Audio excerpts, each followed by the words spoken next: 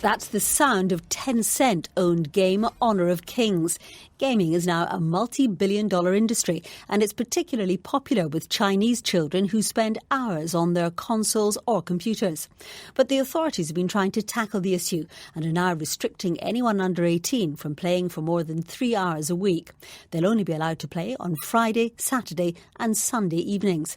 The details of how the new regimen will work from our Beijing correspondent, Stephen McDonnell.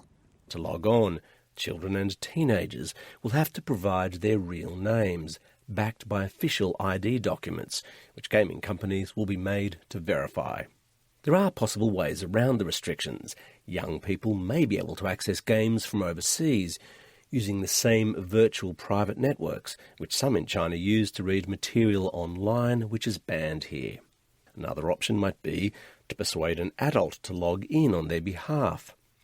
But gaming companies risk being shut down if children are able to access their products outside permitted hours.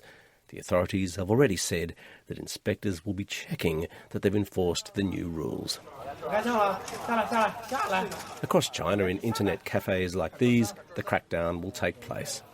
It's said to be designed to counter what the authorities are calling the current indulgence in online games, causing addiction as well as damaging the physical and mental health of children. The 3-hour limit has sent shockwaves through a tech sector already facing increased regulatory pressures. But on social media, many parents have applauded the decision.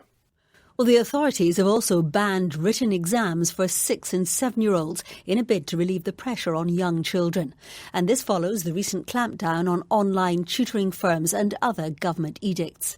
Professor Cheng Chen from the State University of New York is an expert on Chinese social issues.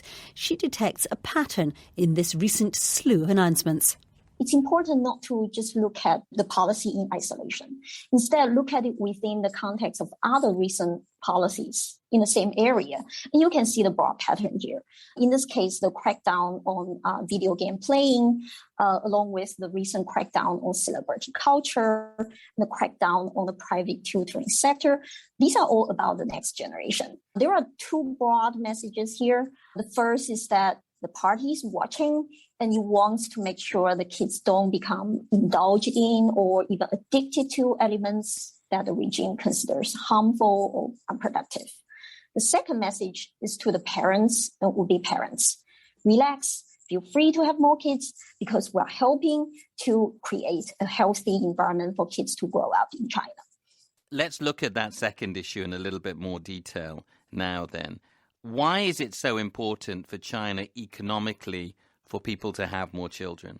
First of all, I think we need to recognize the fact that China is right now facing serious long-term demographic decline. Starting from now, the population in China is going to start to go down. And that's going to obviously be a problem because, we're talking about an ascendant global power that's very quickly going to become the biggest economy in the world. So whether you're going to have enough labor force, right? Whether you're going to have enough people to man the army that's currently, going through rapid modernization, all these are, I think, hugely important issue for the regime's long-term sustainability. Will it work? Will these policies that the government are putting in persuade people to say, look, instead of one child, maybe I will have that second child? Well, now the official policy is actually each couple is supposed to allow to have 3 children.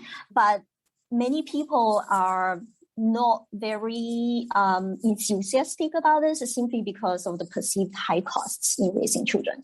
The problem is, of course, that kids are kids and kids want to play. They're going to figure out ways to play. And if not video games, and then something else.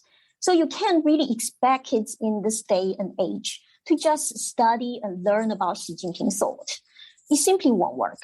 Professor Cheng Chen speaking there to Rahul Tandon. What's your take on this? I'd love to hear. We have a website with ISCA. It's code.swimisca.org.